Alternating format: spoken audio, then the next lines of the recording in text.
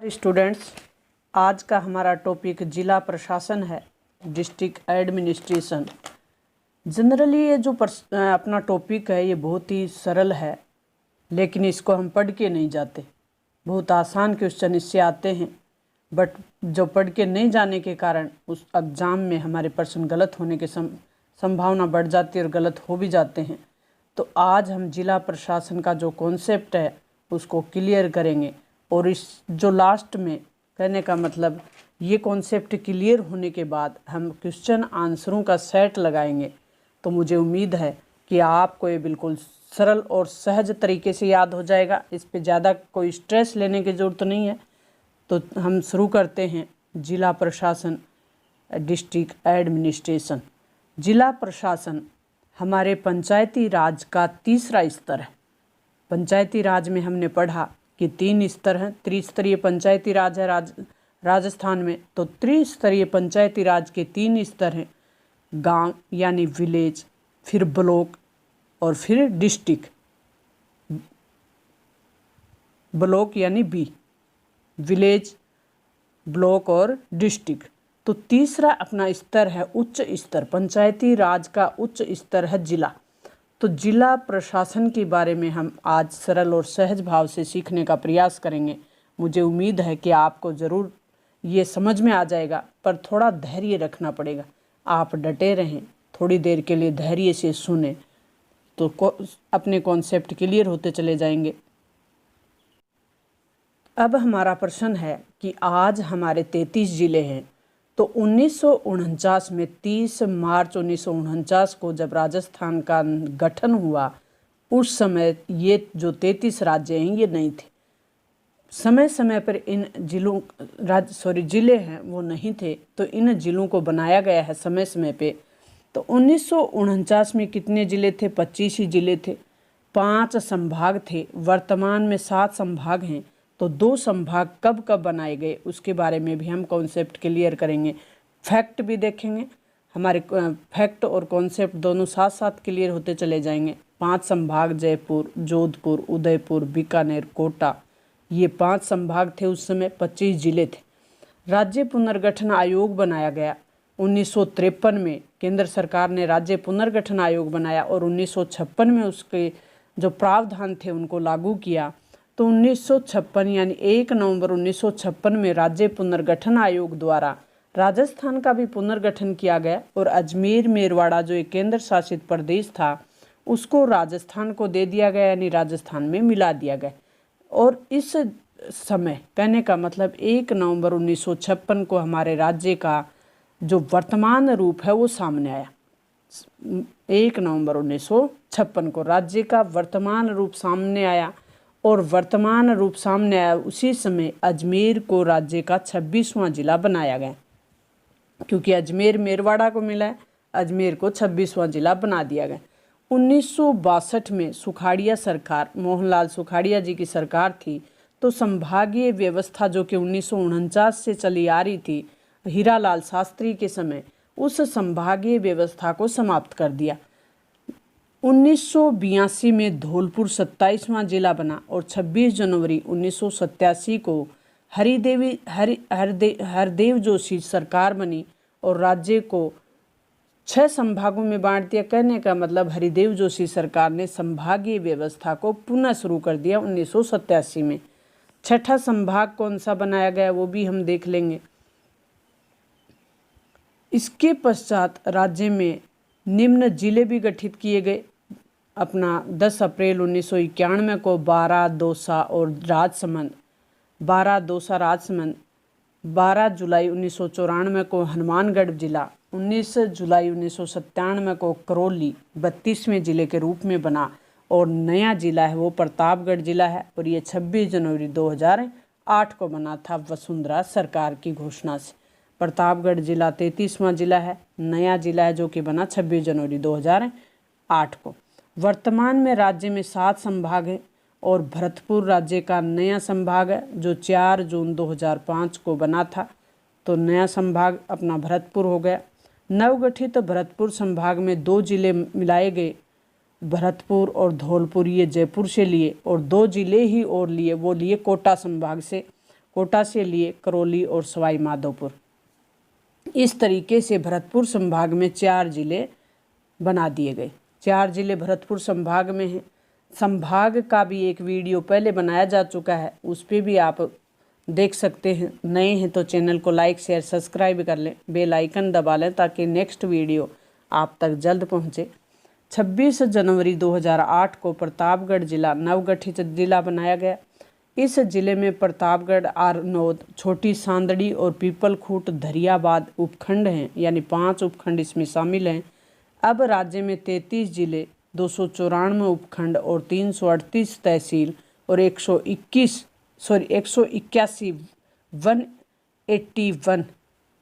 181 यानी 181 उप तहसीलें हो गई हैं। तो टोटल इस तरीके से हैं। राज्य में वर्तमान में 352 पंचायत समितियां हैं और 11,341 ग्राम पंचायतें, 33 जिला परिषदें हैं। 33वां जो जिला परिषद बनाई गई वो प्रतापगढ़ है। सर्वाधिक पंचायत समितियां जयपुर में 22 हैं, न्यूनतम सिरोही, बूंदी और कोटा में है 5-5। सर्वाधिक पंचायत समिति बाड़मेर में है 689 यानी 689, न्यूनतम कोटा में है 158। सर्वाधिक तहसीलें जयपुर, अलवर जिले और अलवर में 17 हैं और न्यूनतम जो है वो जैसलमेर में सिर्फ 4 है। सर्वाधिक उपखंड है वो भीलवाड़ा में है 16 और न्यूनतम जैसलमेर में है। इस तरीके से अपने पंचायत समितियां, उपखंड आदि देखे, तहसील देख ली। राज्य में वर्तमान में 10 नगर निगम है। महत्वपूर्ण कॉन्सेप्ट है, 10 नगर निगम है। जयपुर, जोधपुर, कोटा में 2-2 बनाए गए हैं पिछले ही साल, तो 2-2 जयपुर, जोधपुर और कोटा में, फिर एक अजमेर में, बीकानेर, उदयपुर और भरतपुर में है। इस तरीके से 10 नगर निगम हैं, 34 नगर परिषदें हैं और 169 नगर पालिकाएँ। इस तरीके से हम देखेंगे अब राज्य की संभागीय स्थिति क्या है। तो संभाग, अभी हमने देखा कि 7 संभाग हैं राज्य में। नया संभाग भरतपुर है। तो संभागीय व्यवस्था को देख लेते हैं। जयपुर, जोधपुर, बीकानेर, अजमेर, उदयपुर संभाग, कोटा और नया संभाग है वो भरतपुर। सबसे बड़ा संभाग कौन सा है, सबसे साक्षर संभाग कौन सा है, सबसे ज़्यादा जिलों वाला संभाग कौन सा है, सबसे छोटा संभाग कौन सा है। तो सबसे बड़ा संभाग उदयपुर, जिसमें 6 जिले हैं। उदयपुर, डूंगरपुर, बांसवाड़ा, राजसमंद, चित्तौड़गढ़, प्रतापगढ़। और फिर जोधपुर में 6 जिले हैं। जोधपुर, पाली, जालौर, सिरोही, बाड़मेर, जैसलमेर। 6 जिलों वाला संभाग जोधपुर और उदयपुर है। 2 जिले हैं, 2 संभाग हैं जो 6 जिलों वाले हैं। जयपुर एक ऐसा संभाग है जिसमें 5 जिले हैं, जिसमें जयपुर, सीकर, झुंझुनू, अलवर 2 आते हैं। कोटा, भरतपुर और बीकानेर, अजमेर, ये ऐसे संभाग हैं जिनमें 4-4 जिले। जनसंख्या की दृष्टि से दिए हुए सर्वाधिक जनसंख्या, सर्वाधिक घनत्व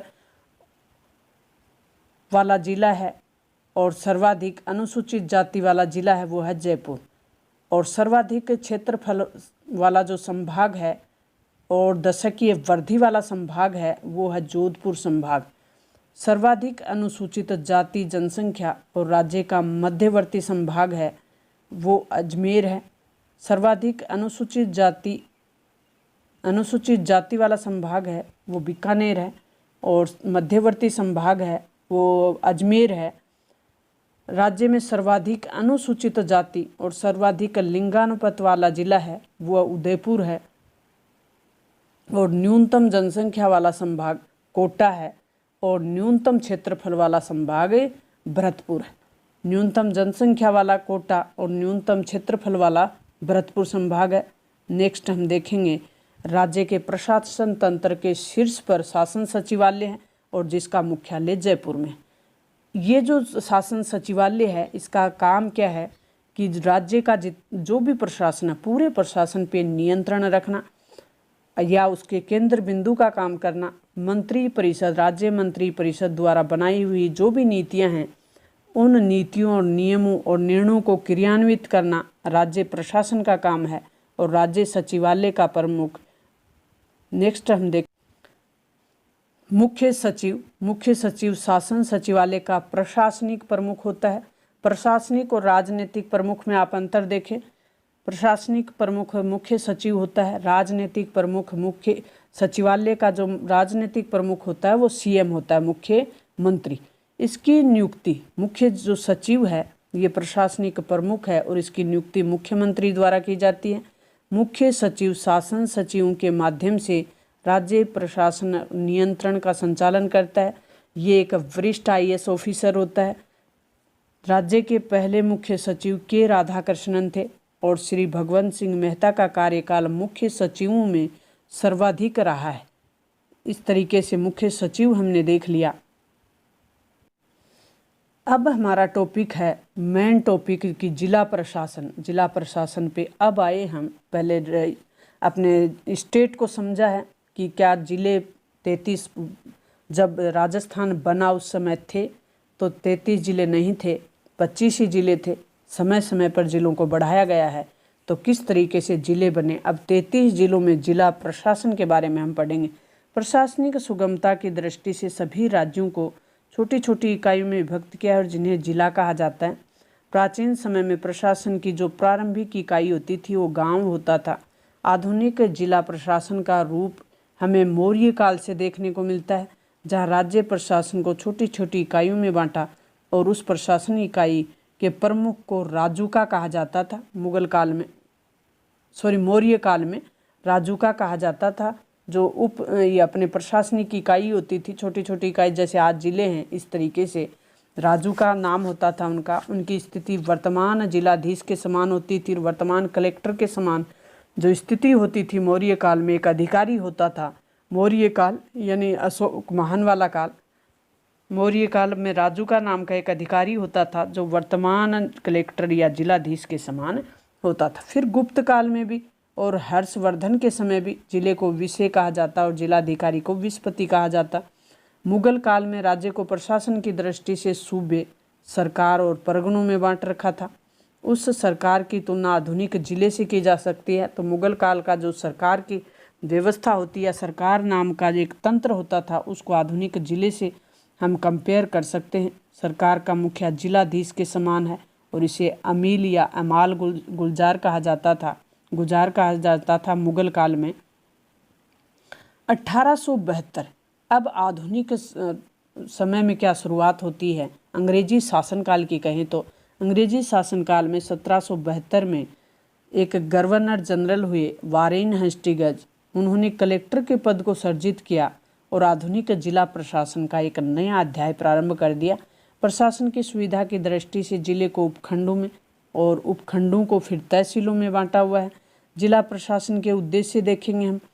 कानून और व्यवस्था को लागू करना। जिला प्रशासन यानी कलेक्टर के कौन कौन से कार्य होते हैं, तो कानून और व्यवस्था को लागू करना जिले में। सरकार का भू राजस्व एकत्रित करना। जिले की नगरीय और ग्रामीण जो जनता है उसके कल्याण के लिए कार्य करना। समय समय पर लोकसभा, विधानसभा एवं जो स्थानीय चुनाव होते हैं उनके कार्य करवाना, चुनाव करवाने।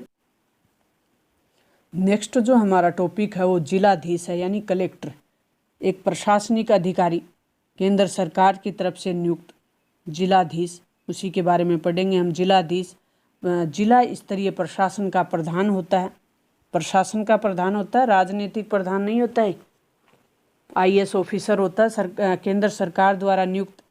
वह जिले के कानून और व्यवस्था बनाए रखने तथा साथ साथ विभिन्न विकास कार्य और राजस्व मामलों की देखरेख का कार्य करता है। जिलाधीश के अधीन उपखंड स्तर के उपखंड अधिकारी और तहसील स्तर के जो तहसीलदार प्रशासन होता है वो रहता है। उसके नियंत्रण में क्रियान्वित अपनी नीतियों को करते रहते हैं। राजस्व संबंधी मामलों की देखरेख करने का उत्तरदायित्व भी जिलाधीश का होता है। कलेक्ट करना, कलेक्टर शब्द ही कलेक्ट करने से बना हुआ है। वर्तमान में जिलाधीश भारतीय प्रशासनिक सेवा का सदस्य है। भारतीय प्रशासनिक सेवा के अधिकारियों का चयन संघ लोक सेवा तथा उसकी सिफारिशों पर केंद्र सरकार विभिन्न राज्यों में नियुक्त करती है और इनकी सेवा शर्तें केंद्र सरकार द्वारा नियंत्रित होती हैं। इन पर प्रशासनिक नियंत्रण संबंधी राज्य सरकार का होता है। प्रशासनिक नियंत्रण भूमिका एवं कार्य देख लेते हैं कि जिलाधीश है, कलेक्टर है, उसकी भूमिका क्या है। जिला प्रशासन का प्रमुख होता है, जिला स्तर पर राज्य सरकार का प्रतिनिधित्व करता है। तथा राज्य सरकार की आँख, कान और बाँह के भांति काम करता है। जिला स्तर पर वह प्रशासन को नेतृत्व प्रदान करता है और वह जिला प्रशासन की धुरी है। जिला स्तरीय प्रशासन में समन्वय स्थापित करने का दायित्व जिलाधीश का ही है। जिलाधीश राज्य, जिला प्रशासन और जनता के मध्य कड़ी का कार्य करता है। संकटकालीन प्रशासक के रूप में जिलाधीश की भूमिका है वो महत्वपूर्ण है, यानी एक मसीहा के रूप में होती है। जब जिले में संकट आ जाए तो कलेक्टर की भूमिका और ज़्यादा बढ़ जाती है। कोई प्राकृतिक आपदा आ जाए, प्राकृतिक आपदा में घायलों के उपचार, निवास, भोजन की व्यवस्था, विस्थापितों के पुनर्वास और उन्हें मुआवजा राशि देने संबंधी दायित्व हैं वो जिलाधीश के ही हो जाते हैं। तो विकास अधिकारी के रूप में सभी विकास कार्यक्रमों के सफल क्रियान्वयन की जिम्मेदारी जिलाधीश की होती है। जिलाधीश के कार्य जिले में जनगणना संबंधी कार्य करवाना, प्रोटोकॉल से संबंधित दायित्व पूरे करना, विस्थापितों का पंजीकरण और उनका पुनर्स्थापन करवाना, जिले के प्रमुख संपर्क अधिकारी के रूप में कार्य करना, संसद, विधानसभा और स्थानीय जो स्वशासन है उन संस्थाओं के चुनाव करवाना, जिले में विकास योजनाएं एवं कल्याणकारी कार्यक्रमों को क्रियान्वित करना, ये सब कार्य जिला कलेक्टर के हैं। इसी में अब अपना नेक्स्ट टॉपिक है वो उपखंड और तहसील स्तर का प्रशासन है, क्योंकि जिला स्तर को तहसील और उपखंडों में बांटा हुआ होता है। तो उसको देख लेते हैं हम। तहसील एवं उपखंड स्तर पे कौन कौन से अधिकारी होते हैं। तो राजस्थान के समस्त जिलों को उपखंडों में विभाजित किया हुआ है और प्रत्येक उपखंड एक उपखंड अधिकारी होता है। SDO सब डिवीजन ऑफिसर के अधीन होता है। उपखंड अधिकारी अपने क्षेत्र के प्रशासन से संबंधित लगभग सभी महत्वपूर्ण कार्यों का संपादन जिलाधीश के निर्देशन में करते हैं। उपखंड अधिकारी की भूमिका एवं कार्य। उपखंड अधिकारी अपने उपखंड का भू राजस्व अधिकारी होता है। इस रूप में उसके प्रमुख दायित्व निम्न है। भू अभिलेख तैयार करना, सरकारी भूमि पर अतिक्रमण करना, भू अभिलेख तैयार करना, सरकारी भूमि पर अगर कोई अतिक्रमण कर रहा है तो उसका रोकने का काम भी भू राजस्व अधिकारी का हो जाता है, यानी उपखंड अधिकारी का होता है।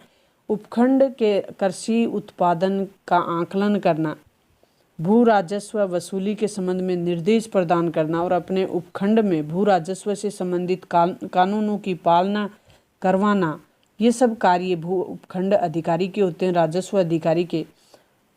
राजस्व प्रशासन से निम्न स्तरीय अधिकारी जैसे कि पटवारी, कानून अंगों और भू अभिलेख निरीक्षण पर नियंत्रण एवं निरीक्षण करना।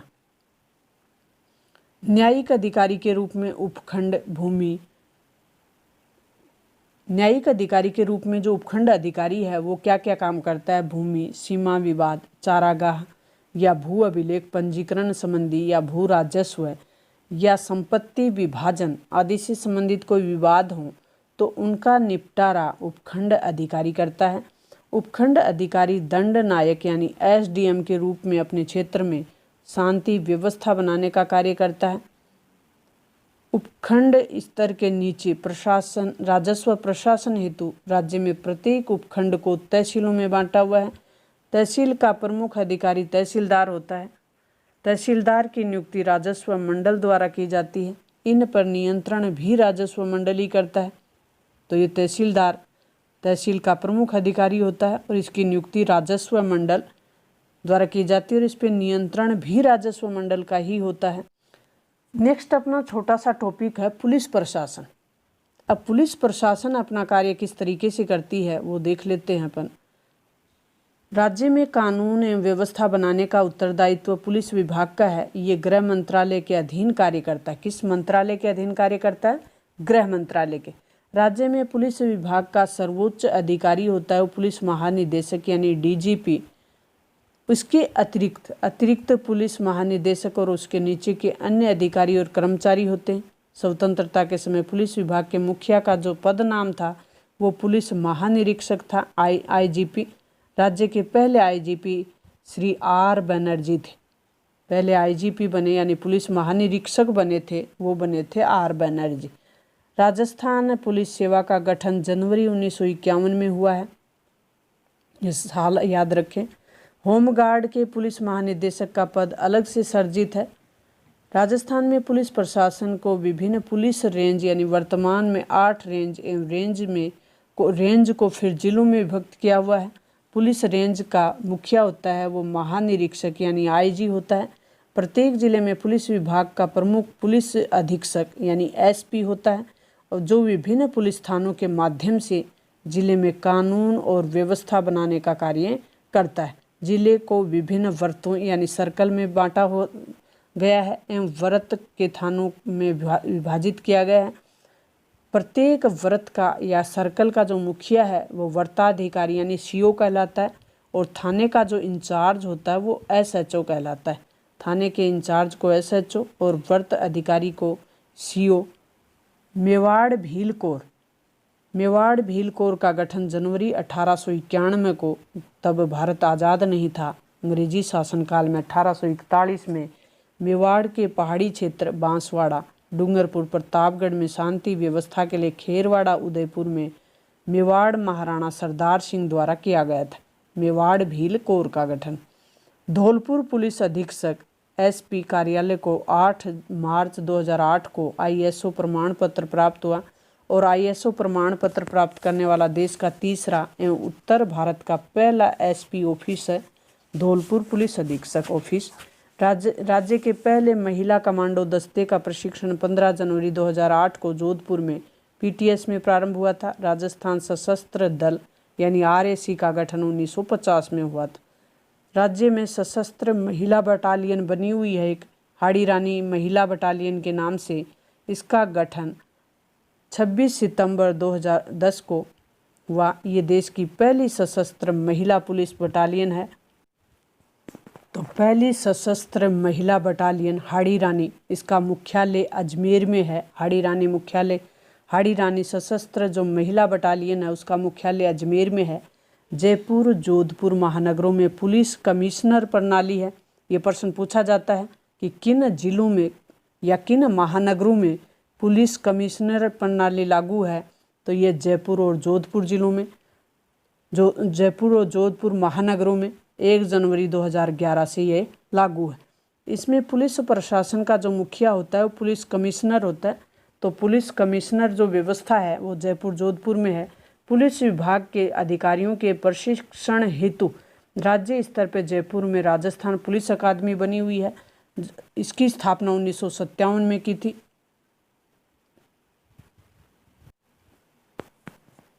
पुलिस प्रशिक्षण स्कूल पीटीएस और खेरवाड़ा, उदयपुर आरपीटीसी यानी जोधपुर, किशनगढ़, अजमेर एवं झालावाड़ में है। अलवर, बीकानेर और भरतपुर में नए प्रशिक्षण केंद्र स्कूल खोले गए हैं। राजस्थान का पहला महिला पुलिस थाना 1989 को 8 मार्च 1989 यानी 89 को जयपुर में खोला गया था। इस तरीके से आपके महत्वपूर्ण कॉन्सेप्ट और जो फैक्ट हैं वो क्लियर करवाने का प्रयास किया गया है। मुझे उम्मीद है कि जिला प्रशासन अपने स्टेट की पुलिस प्रणाली और जो उपखंड कार्यालय से संबंधित जो महत्वपूर्ण फैक्ट थे, कॉन्सेप्ट थे, वो सब आपको क्लियर हो गए होंगे। तो मिलते हैं नेक्स्ट वीडियो में। All the best.